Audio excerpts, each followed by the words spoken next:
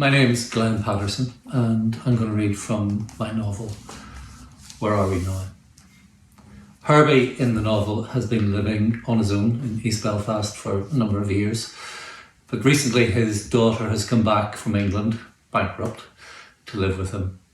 She's also, just before the passage I'm about to read, won a raffle. She has won a ticket to go and see the local football team. A ticket that she doesn't really want and tries to give to Herbie, who tries to give it back, but she finally wins and says, "Please, for God's sake, you go." Oh, and also he's recently met someone at the tills in Marks and Spencer's, around the corner from where he lives. She's called Louise. It's only name tag.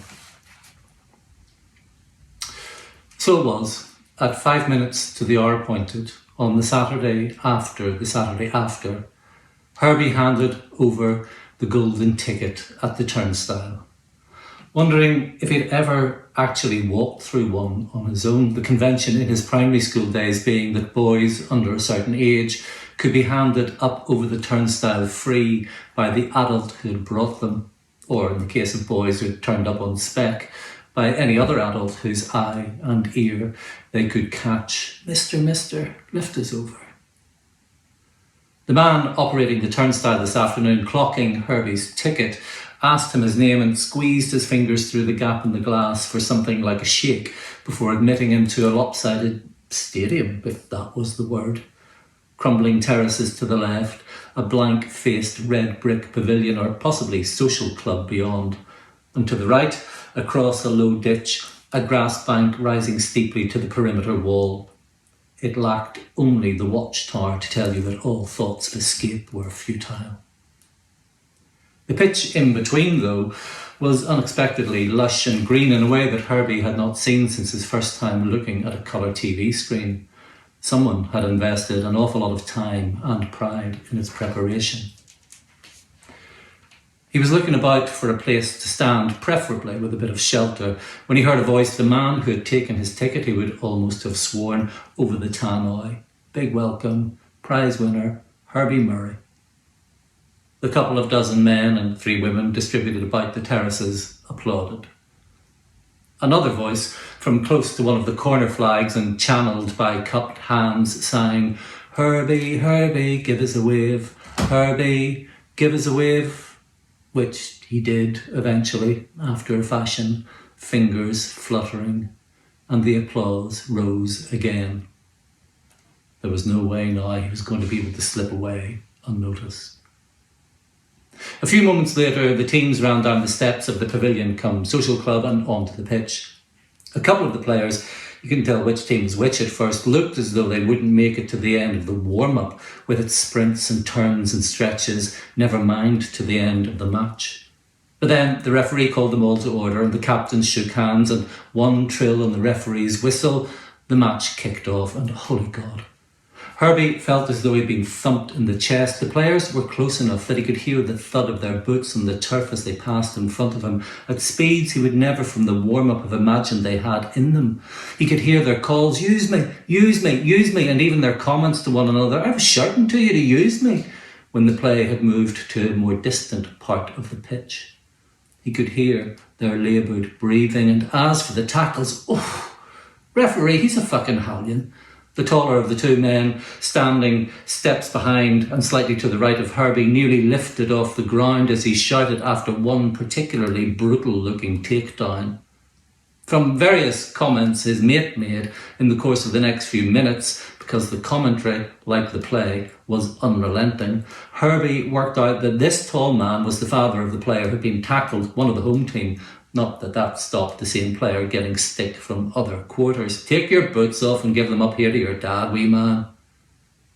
The boots, all the while, continued the thud as the ball, seemingly outside of anyone's control for more than a second or 2 at a time, moved from one end of the lush grass to the other without once troubling the goal. One end to the other, one end to the other, one end to the other, and then, like that, the referee was trilling on his whistle again, and it was half-time.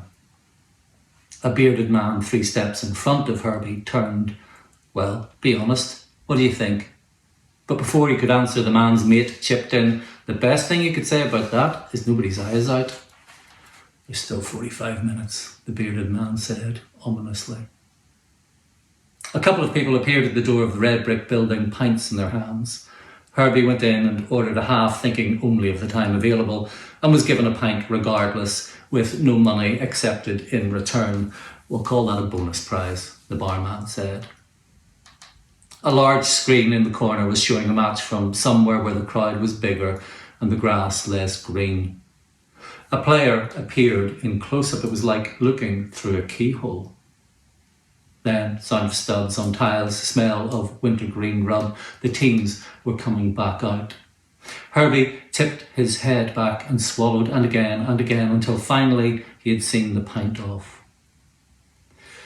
Midway through the second half, which until that moment had been as formless as the first, one of the away team's wide men cut inside from the far touchline, dragging the ball this way and that with the bottom of his right boot, trying to make an opening. Then, just when it looked as though the three men in front of him had shut him out, when he himself seemed to have abandoned all hope of finding a way through, he flipped the ball up with the toe of his left and with the same foot walloped a shot that came off a post, nearly broke it in two, off the other post and into the net. Even he looked stunned, slowly raising his arms, palms turned upward. Jesus Christ. Only the goal didn't stand. The referee gestured with both hands, a push on the defender by one of the wide men's teammates inside the box. "Oh, come on, ref," said the player the teammate was adjudged to have pushed. "It's a friendly. Give him the goal." "Do, ref," the wide man said. "When am I ever going to do something like that again?" He turned to the terraces. "Did any of you have your phones out there?" "Sure, it looked like you were running away from the goal," the tall man behind Herbie called. "Typical. I bet you if I'd fallen the friggin' arses, I'd have had it all over Instagram before it even got on my feet again."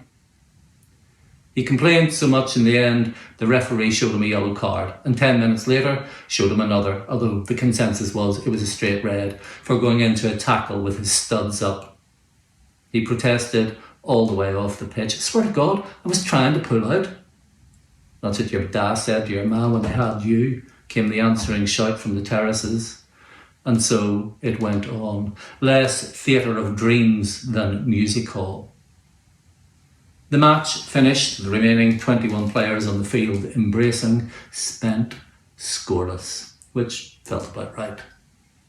Herbie imagined people beyond the rendered concrete wall asking him how it went and rolling their eyes at the 0-0, with no idea of all that the players and spectators alike had gone through to arrive at it. The bearded man in front of him pumped his hand in parting. "That's you now," he said, "inducted into the cult.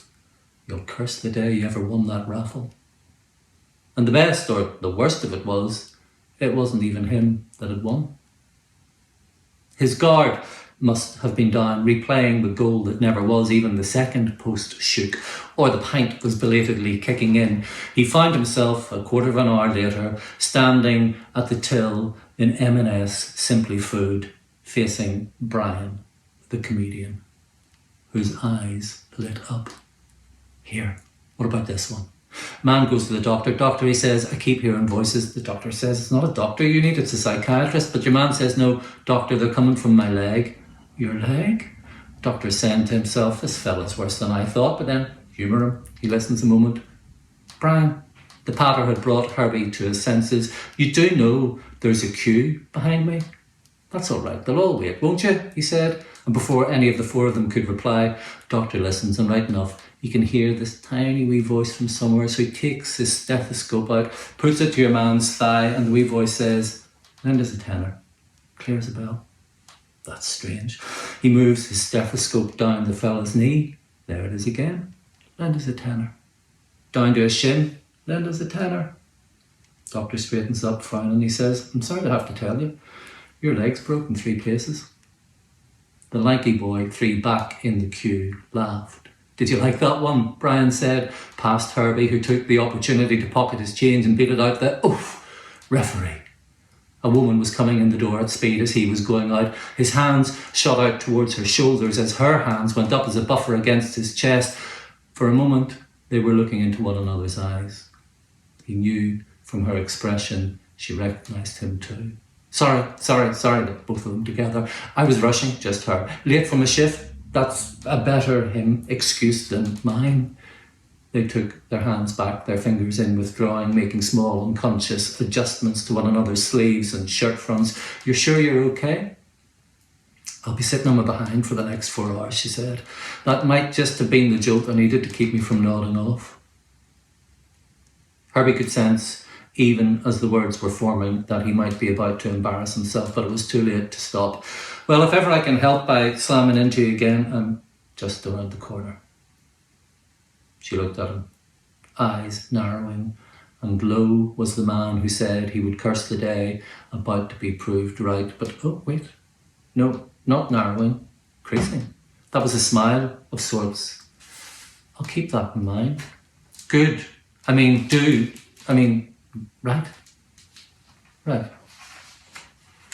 It had been a bit of a while since he had had cause to speculate, but he was pretty sure something had just happened. Even assuming it had, though, there was absolutely no reason to suppose that there was the slightest possibility or expectation of anything more. What was Tanya's term? Mini flirts? Entirely without consequence. Just a wee recharging of the self-esteem batteries. That was nice. Now move on. He managed to stay away a week. Well, a working week. Well, nearly all of it anyway. Thursday night, he stopped by a couple of minutes before closing to see what bread had been reduced. It was pure chance that her till was free. She didn't look at all surprised to see him and his 50p sourdough. So, your name's Herbie, Brian told me, and I probably shouldn't have asked, and he probably shouldn't have said, but your buying habits strongly suggest a man shopping for one most of the time. Daughter's staying for a while, he said. She nodded. And despite your dubious lines about slamming into people, you actually seem quite nice and sane. She whispered behind her hand, this is the part where you pay me. All his fingers were suddenly thumbs. He held out a palm full of coins from which she selected a 20 and 3 10s. If you wanted to do something sometime, I would not be averse to that, she said and smiled. Don't forget your receipt. I'm all right without it. Go on, she held it out, folded between 2 fingers, which she twitched. Take the receipt. It felt like contraband in his trouser pocket. Past the 4 remaining tills, he smuggled it, past the security guard who might, he thought now, have been there to guard against precisely this sort of carry-on. Across the car park, the lights just beginning to pink against the navy blue sky. Past, or rather between, a couple of short shirt-sleeved officers of the police service of Northern Ireland, stepping aside and saying, right, in that tone that seemed to anticipate the exact opposite. He didn't take the receipt out until he was well down his own street. The ridiculous sensation, even 500 yards from the supermarket door, that he was being watched.